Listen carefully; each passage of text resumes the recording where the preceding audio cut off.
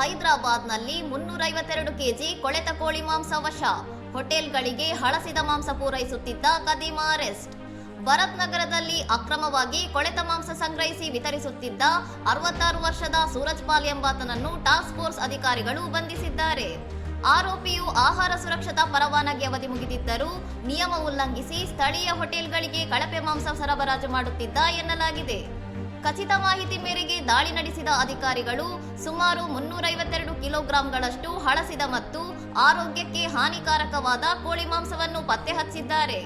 ಗ್ರಾಹಕರ ಆರೋಗ್ಯದ ಜೊತೆ ಚೆಲ್ಲಾಟವಾಡುತ್ತಿದ್ದ ಈ ಮಾಂಸದ ದಾಸ್ತಾನನ್ನು ಅಧಿಕಾರಿಗಳು ನಾಶಪಡಿಸಿದ್ದು ಸಾರ್ವಜನಿಕರಲ್ಲಿ ಆತಂಕ ಮೂಡಿಸಿದೆ.